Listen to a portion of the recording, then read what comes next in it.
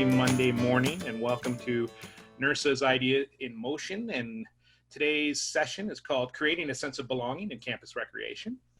I'm Marc Iturriaga. I have over 20 years building inclusive programs and communities through my work in senior leadership roles at several institutions, including student affairs, campus recreation, and community development. I started Bonobo Consulting to help organizations shift focus from systems to people, essentially fostering belonging where everyone feels invited, welcome, and included. And so this is kind of the theme of the 5-part webinar series that I'm hosting, and today's the second one in that series. And today we're going to explore the responsibility campus recreation professionals have in fostering a sense of belonging amongst our students beyond our programs, facilities, and opportunities. This format is going to be a little bit different, hopefully, as we're going to try to focus more on conversation and storytelling and lived experiences and less of a show and tell approach. So though we're going to use, our institutions in that, we're going to try to have more story behind it and personal experiences behind those stories in that approach. We may go off on tangents, which is hopefully great. Hopefully it won't turn into a hot mess, but we're hoping to learn from that experience and allow us to kind of go that way. We also encourage you to use the chat, but the chat function is really going to be more for the audience to kind of connect with each other and make some comments. We're really going to focus on the conversation. If a really salient point comes up or a question, we may go towards that and bring it into part of the conversation. But for the most part, the chat is going to be used for the audience to connect with each other. With that, I'm really excited to introduce my first NIRSA friend. I'm a big fan of assessment and research, but A'Naja is taking this to a whole new level. I asked both guests to provide a bio and an intro. This is fantastic. So A'Naja Newsome is the Assistant Director of Fitness and Recreation and Wellness and a doctoral student at the University of South Florida. A'Naja is a researcher and practitioner in exercise and sports. Her research interests include the psychosocial determinants of exercise, including motivation and adherence, and the methodological and measurement aspects of exercise research and evaluation. She's specifically interested in scale development and validation and how measurement impacts the quality of research and a program evaluation.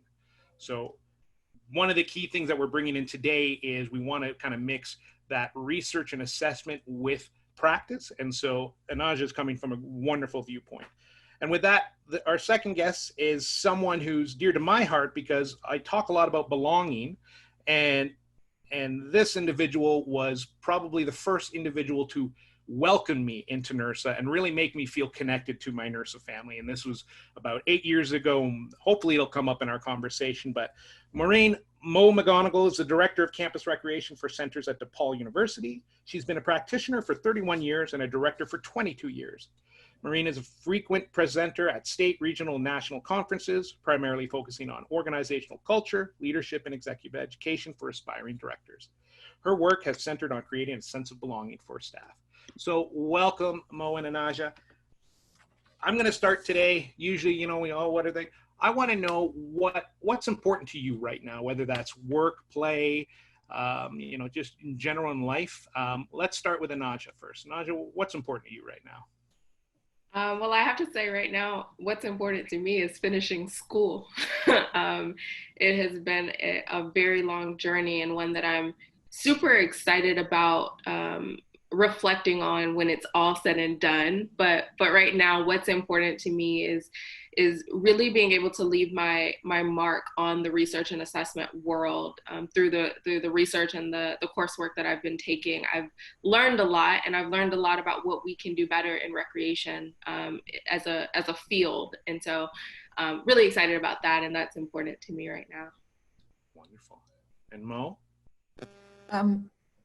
Obviously, there's so many things swirling right now in our world, and a lot of it is really important. But when I think about what occupies most of my time and what keeps me up at night, it's usually my staff and related to my staff.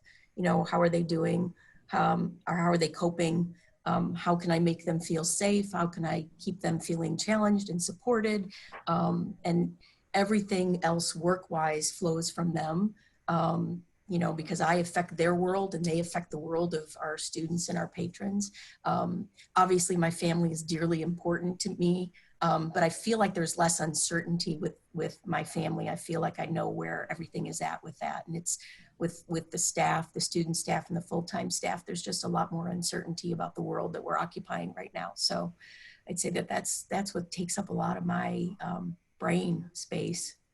So when you talk about uncertainty, and this is for both of you, is there a hope behind that uncertainty? Do you feel, with all the social movements going on, with just the impact of COVID, when we talk about that uncertainty, what is that opportunity? A'Naja, you're talking about, doing better in the field. What can that uncertainty lead for us to create change and make it better? I think most importantly, it has caused us to pause.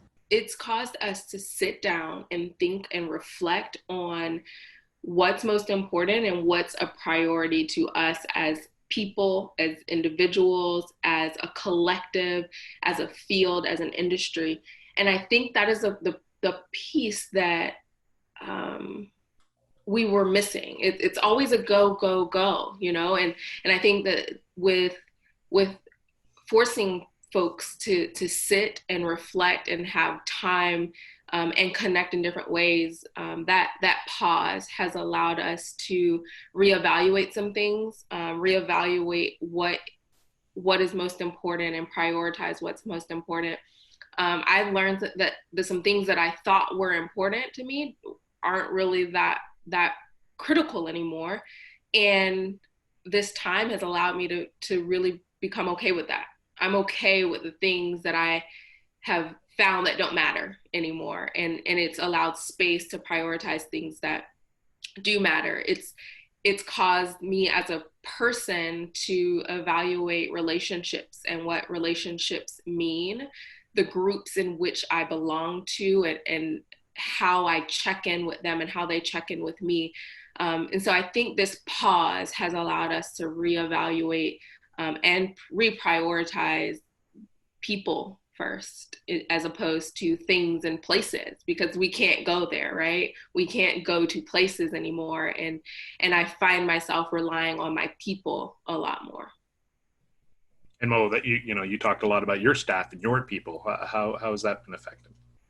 I think it's interesting because, Mark, when you said the uncertainty, I think in a previous conversation we were talking about Maslow, right? And you have the hierarchy of needs. And for me, the uncertainty is, are our needs going to continue to be met?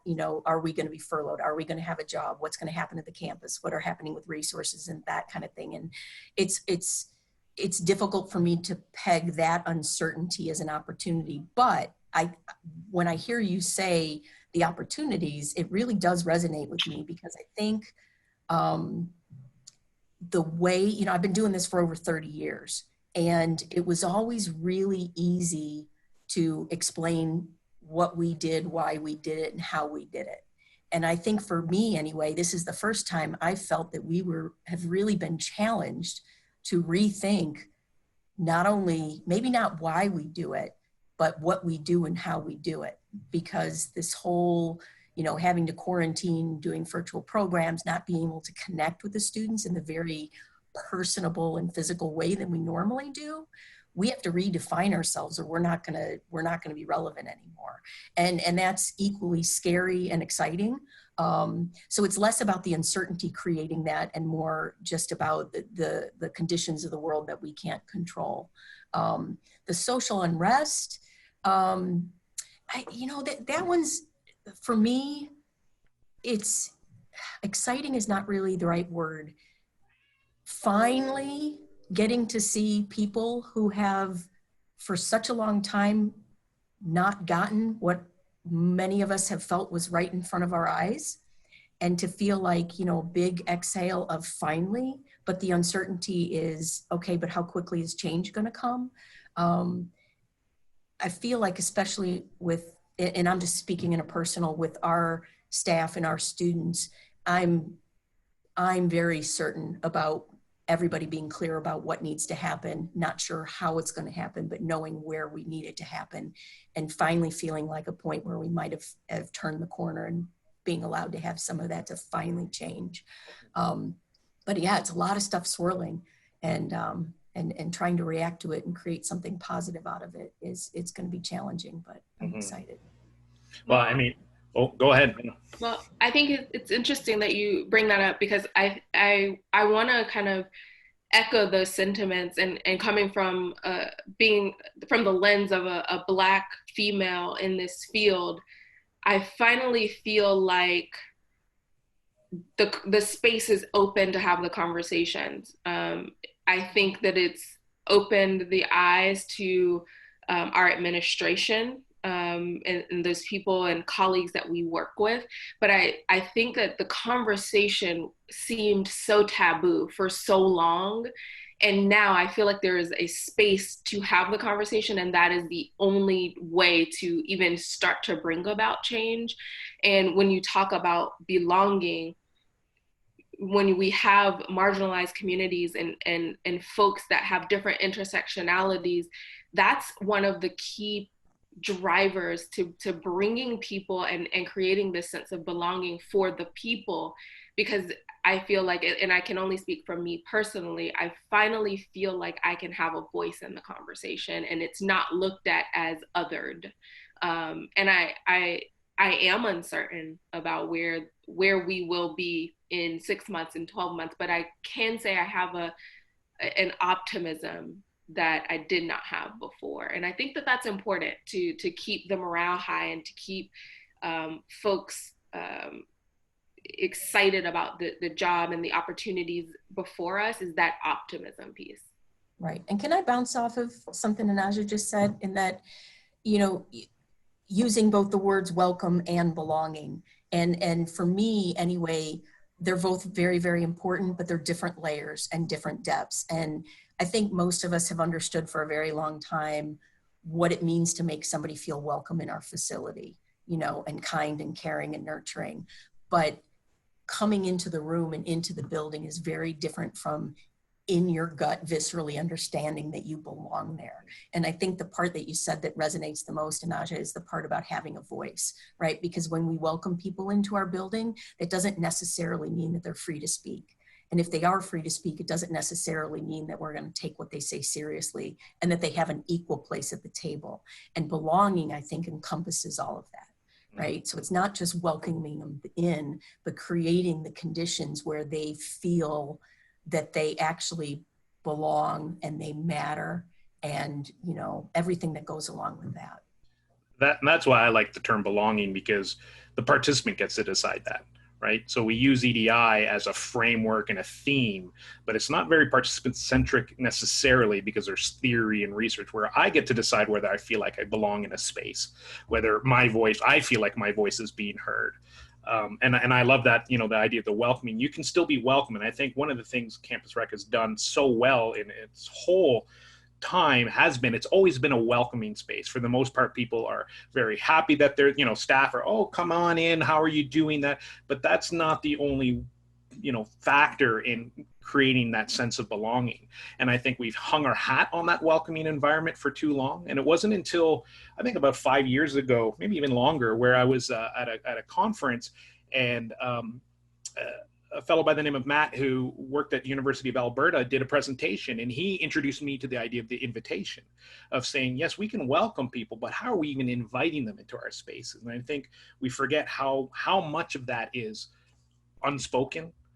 You know, it's what they see and perceive even before we can even communicate with them. It's the, you know, the unwritten rules or perceptions that they have. And again, it comes back to that, you know, we can do all that well, but if they come into our spaces and don't feel like they're included, don't feel like they have a voice, don't feel like they, you know, we talk about inviting them to the table. I would say we need to kind of break the table and co-create a new table, right? Because that table needs to be new, because it's, well, I'm inviting you to my dinner table. And so you still have to kind of go under my rules of how you're going to eat, and no elbows on the table. Well, you know, so we need to kind of have more of that co-creative aspect. Which kind of leads me to my first question, because one of the things I think we've done, and the mantra in Campus Rec is build it and they will come. And I feel like that's kind of the first thing that almost needs to be broken down, is that we we work on the structure. And what I loved from both of your introductions and initial thoughts was about people first, focus on them. And we're uncertain about the how or what, but the people don't, they're still the pillar and the cornerstone. So how do we look at campus recreation differently and make it more participant centric? And what would that look like? Well, Mark, I think the first thing we have to do, and I'll take the mantra that you just gave us, is build it and they will come. We have to define who they is. Who is they, and who do we want they to be? And I think they is very different, and it's different groups and it's different meanings. And I think that when we look at how we are positioning campus rec on our campuses, we have to decide who feels like they naturally can just come into the buildings. There's a group of students who, yes, if we build any new facility, position it anywhere on campus and throw some marketing out there, they're going to come. But that's not the majority of our populations. And I think there are so many students who don't feel like, even if we build this nice shiny building or we create this really awesome program that we're inviting the campus to and we call it inclusive, they don't feel like they belong. They don't feel like they're a part of they. So they're not gonna come. And I think the first step is that we have to define who our they is and who do we want to come into our building. And I think we have to invite them, and then we have to include them in the process, and then we have to integrate their needs. It can't just be a come to us, because if Mark, you mentioned dinner, and maybe it's because it's lunchtime here, but you can't invite someone to lunch and expect that you invited them to your favorite restaurant and they're gonna be excited about the menu options, because they didn't have a say in what was created or what was being offered. And so many times when we take this mantra of like, let's just build something new and ask a few people what they want, we're not really integrating the needs of those people who can't speak up, won't speak up. We didn't ask them. And so I think that first conversation has to be, who is they? Yeah, and I agree with you. I think, I love this idea of the invitation, but the implementation of it is, I think, where many of us, including myself, have stumbled, because you have this situation where, using DePaul as an example, we have 140 student employees, 14 full-time employees and 23,000 students on campus, and even more faculty staff. It's not possible to get a personal invitation. And we all know that saying an email that says you're invited doesn't make the connection needed to get them involved, right? So I agree with everything A'Naja said. I want to make another point of it, in that, most of my experience in the last 20 years anyway has been with the staff side. And I think when we talk about creating a system and an experience that people want to belong to, the staff have to be, I'm going to use a shorthand word of happy, and don't get caught up on the word happy, but it's just a short way of saying that they're challenged, they're supported, they feel respected, and you've created the conditions for them to do their best work. Because I've never seen a place where people feel like they belong, where the people who make it happen are miserable.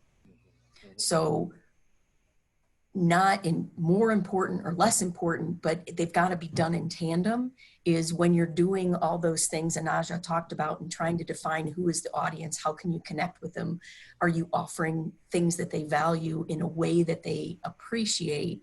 You also have to put a lot of intention into the staff and your team who are going to be making it happen. Because if they don't feel like the experience is a really good one, and the conditions that you've created for them to work in are more than optimal, they're not going to be able to do their best work. And so both of those things need a lot of attention. And I would argue, well, not argue, but reinforce the fact that You're saying that your staff need to belong. They need to belong in the environment. All the conditions that you said you need to do as a supervisor is the same conditions that the staff need to do for the participants. And so that sense of belonging, and what I love about that is that they're going to be important and critical factors in getting more participants to feel like they belong. If I feel like I belong as a staff, I want to share that feeling and create that amongst the participants.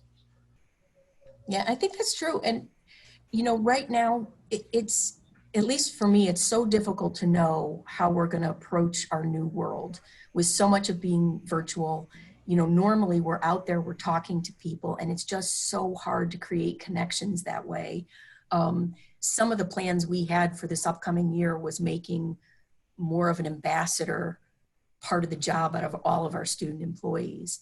And we didn't know this COVID stuff was going to happen when we started making those plans. But, you look back on it now and go, we can't survive if we don't start taking the people who have already feel like they belong and are invested in our programs. We need to capitalize them and have them be kind of unofficial or official parts of our team to get the word out there, because it's great to have wonderful marketing materials, but it's just not usually enough. It is for the people who are going to come no matter what your place looks like, right? But A'Naja, in your very first answer, you were talking about those people in the middle, right? Not the ones who are going to come no matter what. Trying to get those other folks in. I think we need more of a personal connection, and that's really going to be a big hurdle. And I think that's the invitation, right? That's the personal connection is a different invitation than your basketball poster or your, here's the weight room hours poster, here's a fitness membership poster, or email, or the traditional ways. And I think, how intentional, and I love that idea of the ambassador, that intentionality of utilizing those resources, because we talk about, for 20 years, I've heard that from students to senior leaders saying, the best marketing is word of mouth. Yet we do so little, it seems, to actually utilize that and think about, okay, because I've always said in any presentation or when we talk about how to recruit participants is, A'Naja, you posted a video on Facebook of you doing lifting, and it was well beyond my comfort. We were talking earlier that I just don't do weights or traditional activity that way. And, I wouldn't even try that exercise. But if A'Naja said, Mark, come do it with me, come once, I'm probably going to try it once. Probably still won't like it. But there's still that potential because of that personal invitation, because I feel like I belong with A'Naja. I trust her. She's inviting me. I feel welcome. I feel included. I feel like she's going to keep me safe and help me understand how to do the weights. And I still might not like it, but that is going to be much different than any other type of invitation that I receive, an email, a poster to say, oh, come try weightlifting. Nah, I'm not doing that. That's just not for me. And we talk about that, but we don't do it as often. A'Naja, you're doing a lot of, your PhD and your research on constraints and negotiating constraints. I kind of want to shift this a little bit to that, and then we're going to come back to kind of the participant-centric and the staff side. But how, with this idea of constraints and understanding, what are the motivations and why aren't people? I did a similar research, not even as close to as in-depth as yours, but that idea that, a lot of participants said, I don't have someone to do it with. I don't feel comfortable. I don't think I have the skill level to participate in that. That is something that I've struggled with throughout when I've been looking at how to increase participation, is trying to negotiate those interpersonal constraints. What have you found in your research, and what are you thinking needs to change for us to move forward along that line? Excellent question. And so I'll try to not nerd out really on theories and things, but there's a leisure constraint theory that we've been leaning on for probably about 25 to 30 years now. And it's this idea that constraints are on a hierarchy, if you will, with structural being the most malleable trait or constraint. That's your time, your access, your money. And at the core of these constraints are the idea that there are psychological and thought barriers to participating in recreation for leisure. And then somewhere in the middle of that are your belonging, your interpersonal constraints. In recreation, and I will broaden this and say within exercise adherence and motivation research, we focus so much on structural constraints. Folks say they don't have time, we're going to shorten the classes. They're going to be 15-minute HIIT classes now. Now you have time. They don't have access. Well, we're going to create parks and community centers, and we're going to put fitness centers and churches. So now you have access. We're going to give you the first 6 months for $1. So now there's no cost barrier. And what we're realizing is that that doesn't change anything for the vast majority of people that are not active. It's this idea that if I don't have someone to do it with, social support is by far one of the biggest barriers to participating in recreation and fitness and sport. Social support from an idea of someone else feels like this is important. My friends are doing this. My family thinks that this will benefit me, so I'm going to do it. When we look at the college student population, students sit in their residence halls watching movies and Netflix and playing video games with all the free time, and all it takes is one person inviting them to campus recreation. And they're like, oh yeah, sure, I'll go because my roommate has invited me, not because they didn't have time. And so what my research is focusing on right now is that the vast majority of our programs, our policies, our marketing focuses on these structural barriers. It focuses on convincing students that it doesn't cost a lot, that they have the time to do it, that, for some of us that are privileged to have multiple facilities on campus, we're helping students navigate these or negotiate these structural constraints. And we are not figuring out what the interpersonal and intrapersonal constraints are. So right now I'm validating a tool that will help campus rec participants measure these psychological and social constraints to participating in our programs. These constraints aren't experienced by all groups equally, right? We know that. There are groups on our campus who experience interpersonal constraints more than they do structural constraints. But if we're not measuring those, then we won't know. And constraints change from time to time. They're not static. They're dynamic. They're very dynamic. Even from the time that a first year student comes on our campus to the time they're getting ready to graduate with us from our universities, those constraints have shifted several times. And then the last thing is that constraints don't necessarily preclude participation. It only indicates the frequency, the duration, and the satisfaction that they get from participation. And so all of that is very important when it comes to then creating this idea of belonging. So if I can understand how a person feels about whether they belong to a particular department, the more that I ask that question, the more that I involve them in the conversation, the better that I can help meet them where they are, to help them negotiate those constraints. Right.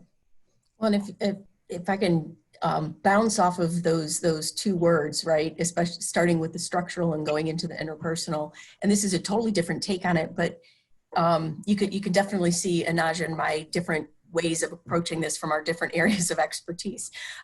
Mine is more from a business background. I do a lot of work with organizational culture. There's a fantastic book by Edgar Schein called, funny enough, Organizational Culture.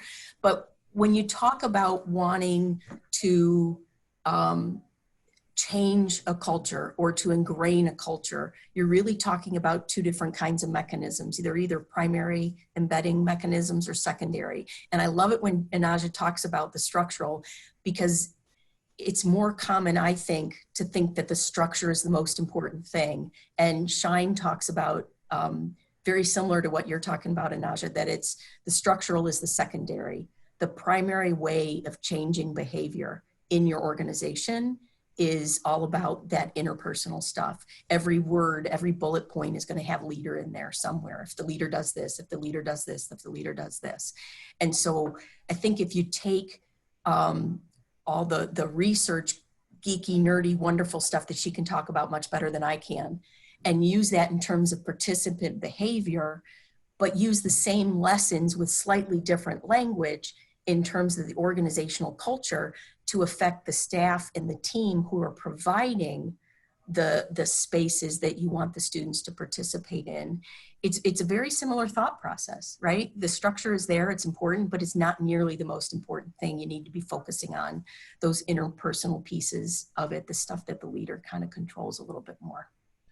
And I see that with my experience with intramurals. One of the things is I didn't come into this with a rec background, I did not have a rec degree. I kind of fell into this and kind of realized I like this and I'm pretty good at it. But with intramurals, I've always been challenged with the conversation about competitiveness and, well, this is what participants want. And what I saw success in was not worrying about how we provide intramurals. And you see that a lot with, what rules do you use and how long are your games? And again, that's the whole structural part.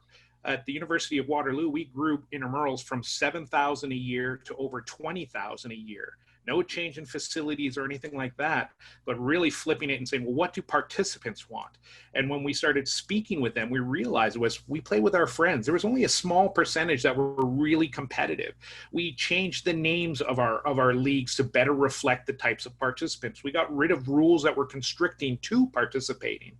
And when we took that participant centric, we realized, hold on, we're not programming basketball players. We're programming students who happen to play basketball on a whole spectrum. So they're, elite basketball players and people who have just gone, oh, my friend invited me out and I played once or twice, with other friends. And that's okay. But it changes how you deliver the structure when you focus on the participant versus the other way around. When we're so focused on the structure and rules, who is the they, right? Who is not now coming because they don't feel like they belong, because the structure is preventing them or even eliminating them from participating based solely on how we're focusing on that structure. Mark, one thing that I'll share is that there's this ideology that we in recreation specifically, we need to be mindful of. There's this idea that if they don't come, it's because they didn't want to participate. And a lot of times you'll find when you talk to students, it's not because they didn't want to participate. It's a couple of things. They didn't know how to participate. They didn't feel like they belonged in that space. They didn't have anyone to accompany them, or they lacked the self-efficacy to participate. Very seldom do students report that they didn't come because they didn't want to come. And so I think when we are marketing our programs, when we're evaluating our programs, because that's what I do a lot of, when you're trying to understand why a program wasn't successful, we often look at time of day, we often look at cost barriers, we look at these policies and these rules a lot less than we do why are we not asking the students why they're not coming? And if you do that, and not your majority population, I'm talking your marginalized groups, your groups that they're not looking for your programs or your marketing. They're wanting someone to reach out to them to let them know that they belong in your programs and your building. So I think it's really important that we just be mindful of this idea that, if they didn't come, it's because they're not interested. Well, A'Naja, am I allowed Mark to ask her a question? Sorry, I'm taking over. No, do it. Perfect. That's exactly so, because you've done so much work emphasizing the assessment piece of it, and you can compare, right? So if you had to name one or two questions that you've started asking people that you feel like gave you the information that most enabled you to see the situation better or to make changes, what are those questions? So I would say that's a really good question, Mo. So I'm going to pause for a second, and I'll say that qualitative focus groups, qualitative measures are a lot better for understanding a phenomenon. we like our short, sweet 5-question surveys, and they're great. So I would say that they have their place, but when you want to understand a trend or a phenomenon and really understand from the perspective of a student, qualitative focus groups have always proven to give a lot more in-depth information. The other question is, instead of the first question that I would pose is, instead of asking why they did not participate from a deficit perspective, I would ask what would encourage them to participate in the future. So just that simple language, because if you give them a list of why they didn't participate, yeah, they're going to give you all of these constraints about time, money, and, insert reason. But if you just ask them to reflect on, hey, we're doing this program again in 6 months, what would encourage you to participate at that time? Hearing what they say may help you understand what they're looking for in order to feel like they belong in that program. That's awesome for me, because I'm not a researcher. I love research, but I don't consider myself a researcher. So when I was doing my thesis, that was kind of the challenge. And I actually did a World Cafe for that. And I didn't have as, obviously the amount of participants than I did in my survey aspect, but the quality and the attention, the answers I got, especially from non-participants who chose to participate, and just debriefing afterwards from like 2 to 3 students saying, oh, I didn't even know that, or, oh, I didn't realize that I could. And it was more of that positive, what would it take to get you to participate? And it was just, but at the time I felt like, oh, well, that's only like 5 participants I'm hearing that from. But we did do a lot of work to navigate and help negotiate those constraints. And that's where we saw a lot of success. So it's really refreshing to hear. And I was almost 12 years ago that, that is moving ahead along, and that there's some concrete data there, because, I think as campus rec professionals, we love storytelling, right? But when we think of, as a director, your final report or your annual report isn't about stories most of the time. It's about head counts and registration numbers and revenue and percentage of space, filled. And that doesn't really tell the story of why we're doing it. And we can have all these participants.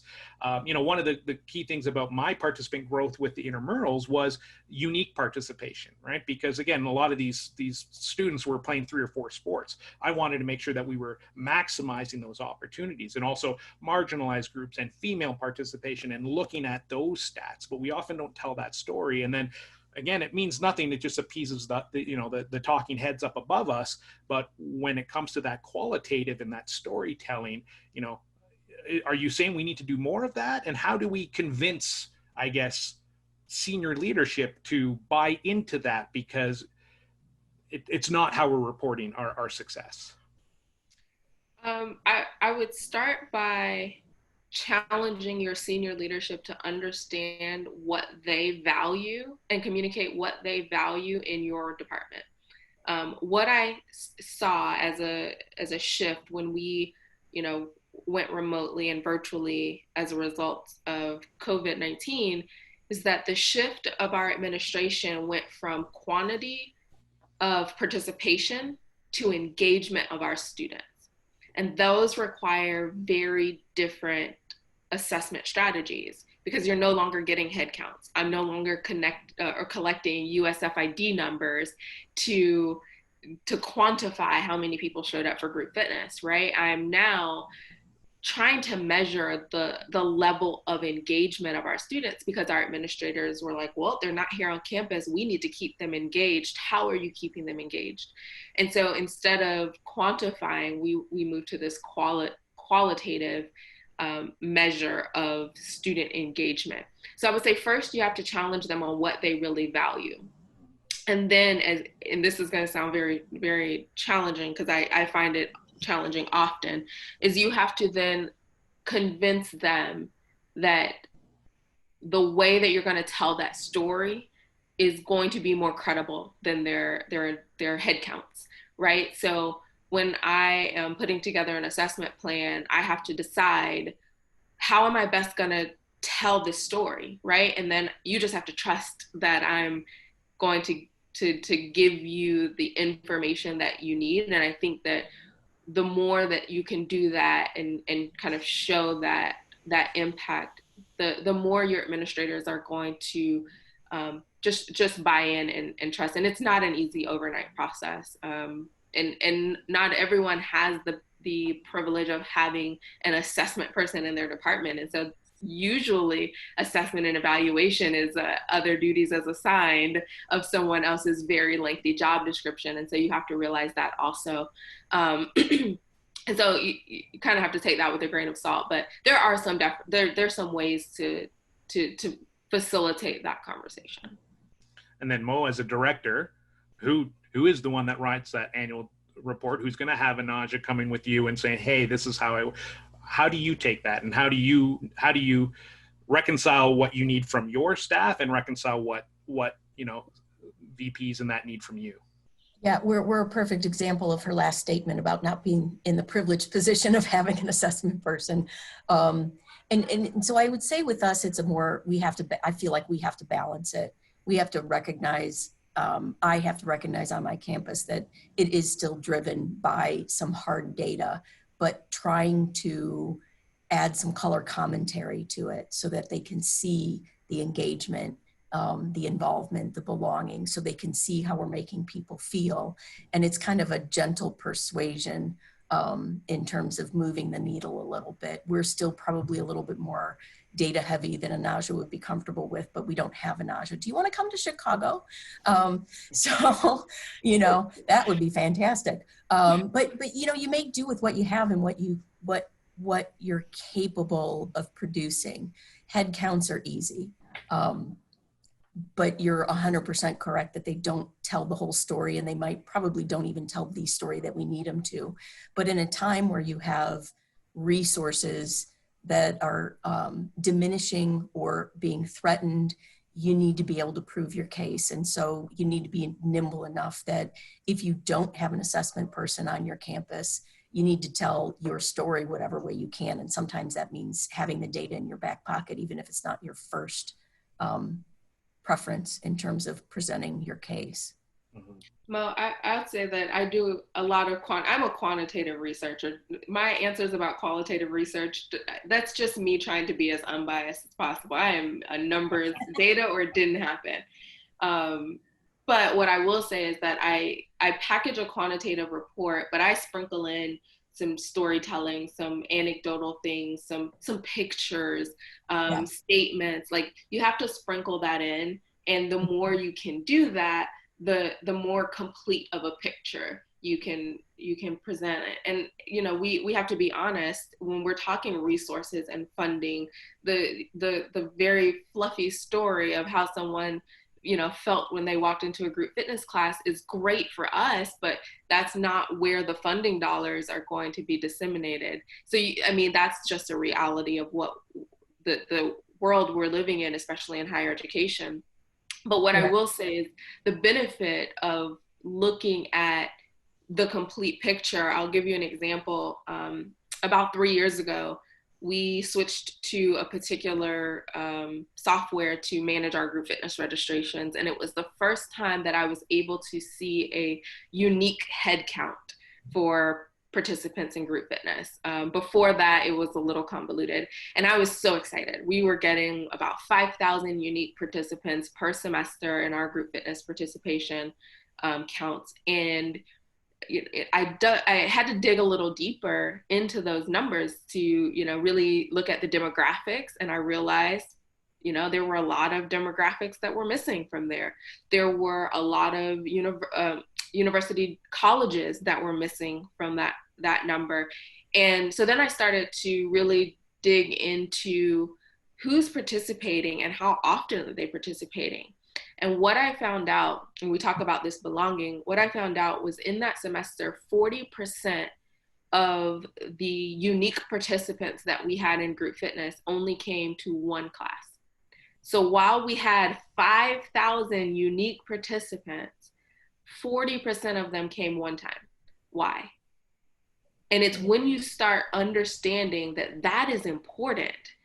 Was it, they just wanted to try it out and it wasn't for them? Okay.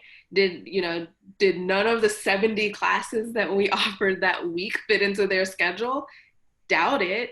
So what was the reason that they came to that one class and never returned? And it is important to me. It was critical that I figured that out. And that's when we brought in the qualitative data. We reached out to those people. Hey, we noticed you came to a class at the beginning of the semester. Tell us what we need to do to have you come back. Tell us what you would need to see to have you try another class. And we got some really good, interesting responses. A lot of them were, hey, my friend dragged me to this class and, you know, it wasn't really my thing. But then we got some really good information about, you know, how they perceived the registration process, how they perceived, you know, checking in with the instructor, how the instructor greeted or taught the class. We found that one person very candidly said that they did not enjoy the class because the instructor referred to the class as, hey guys, and so she never came back. That's important for creating a community and creating an atmosphere where the people that are showing up to give you a try, and that's what I tell people, they're showing up to give you a try. They're not bought in yet. We can't assume that they're bought in. But if that one incident in that one class with that one particular instructor caused this person to never give us another try, that's important. And we need to know that as an administrator. And so that's an example of how I've used assessment to further this mission of creating belonging. That went into our in-service, that went into our training of our instructors, because it's important, it's critical. Right, and along those same lines, because I agree with everything you've said, when we think about how we're trying to appeal to new audiences, right? So we look at our data, we figure out what groups are coming in, what groups aren't coming in. You can divide it by any kind of demographic you want, but when you establish there's a group that's not utilizing your programs or services or facilities, and you, you know, pay some attention to either reaching out to those groups on campus, whether it be the residence halls or the Greek system or, you know, multicultural student affairs, whatever group it is. One of the things I think we fell into a little bit is knowing that we needed to do that outreach, knowing that we needed to maybe tailor some programs and specifically for that population, but then reminding ourselves after the program was finished, it's like, okay, now they've been that one unique participant, right? We got them in the door once, but that's not what we were really aiming at. We got to remind ourselves not to forget to, okay, are we tracking them? Did they come back? Did we invite them to come back?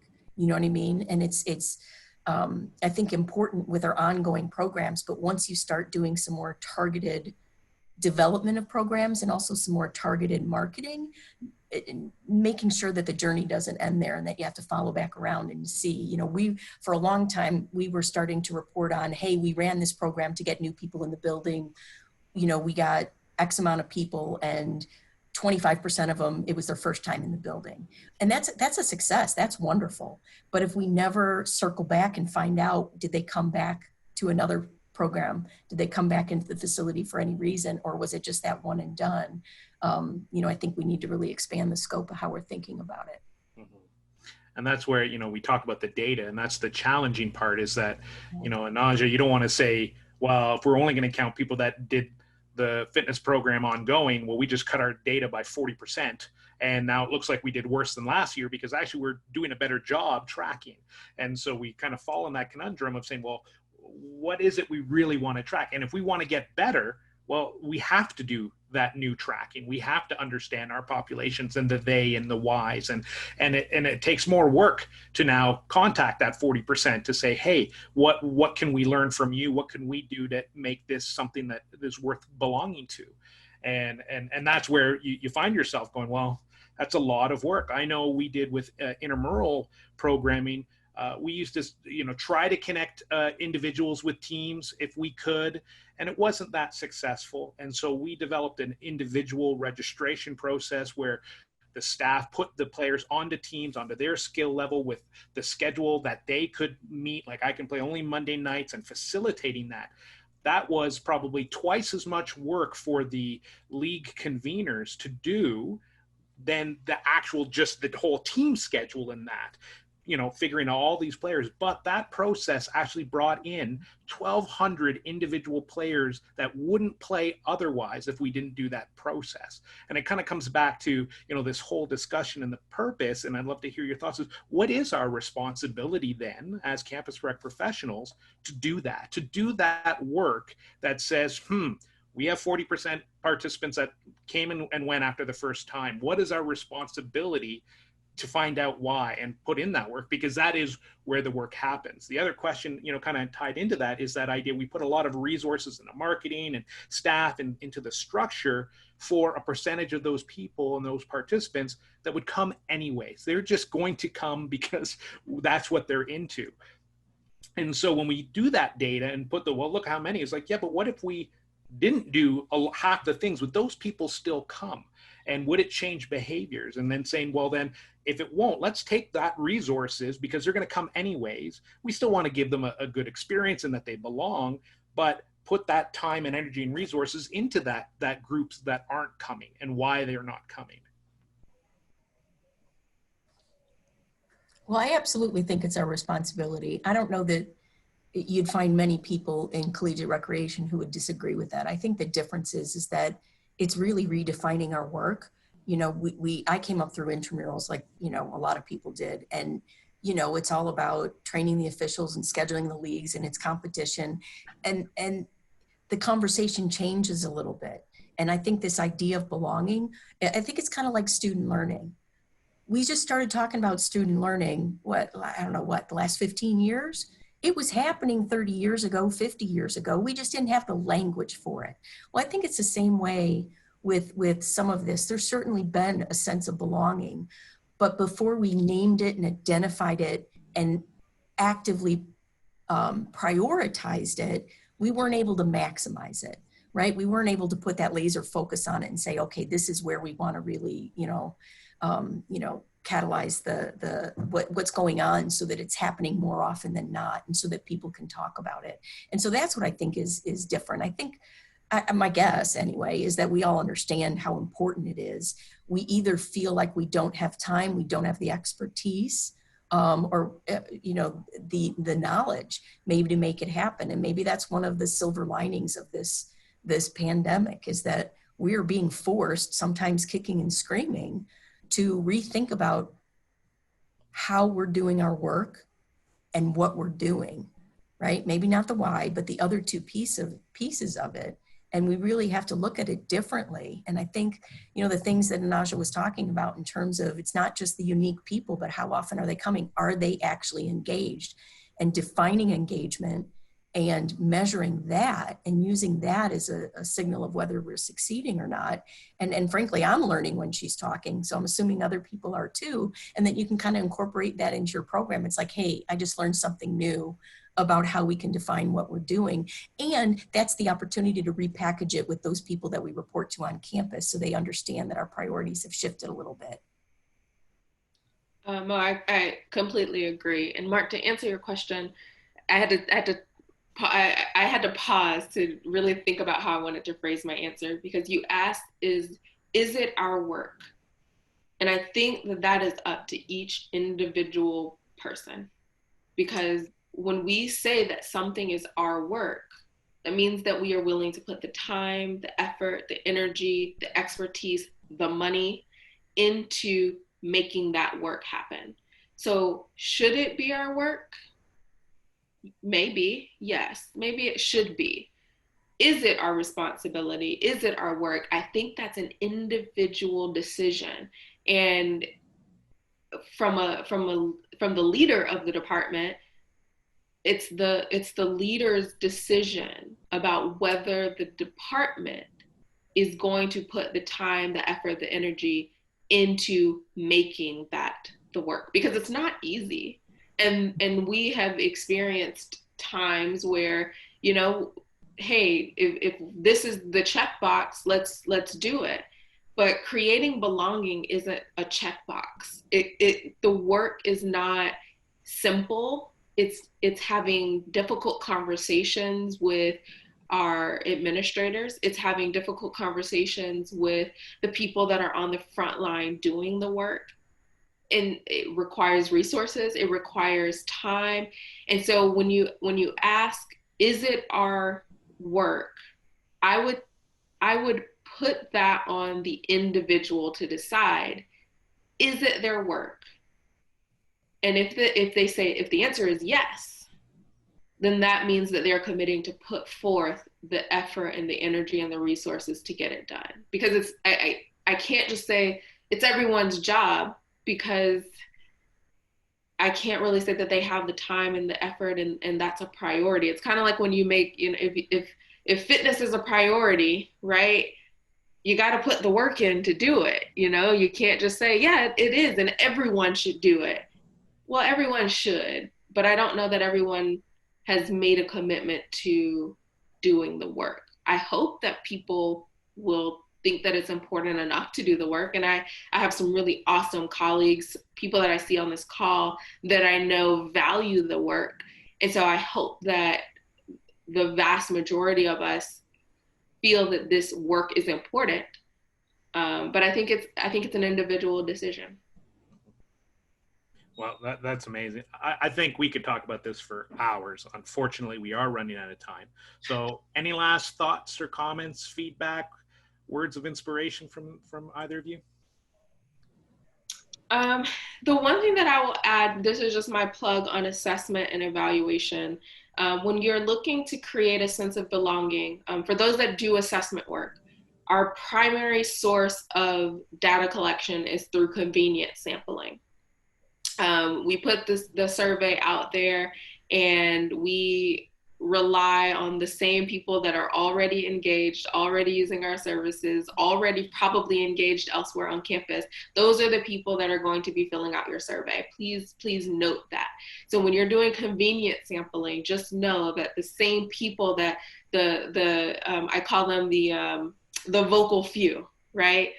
They're going to be the ones that are willing to give you feedback.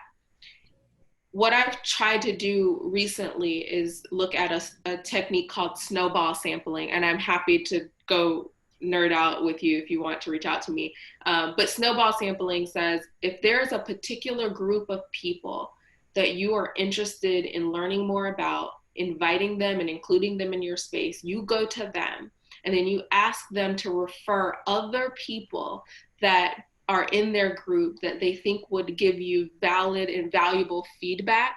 Go to them and allow them to refer other people to complete your surveys and your assessment. That is the best way to create an opportunity for those that otherwise aren't engaged, otherwise are not using your services, probably, unfortunately, not seeking you out, not following your social media, but they have a valuable perspective on what they need to belong to your department. So I'll end there. That's great. I'll very quickly say that don't underestimate every little thing that you do, either as a student or professional in collegiate recreation, because we're either making decisions that are going to impact our students and our patrons' experience, or we're role modeling. We're creating opportunities or putting up roadblocks that our students who work for us are looking at. And when you talk about somebody's sense of belonging, it's how we make them feel. And every smile, every gesture, every difficult policy or roadblock to signing up, everything matters. And I think we just need to be very, very thorough in thinking about how we're representing ourselves to others. Do they look at us and feel like we're a place that they can not only feel welcome, but belong?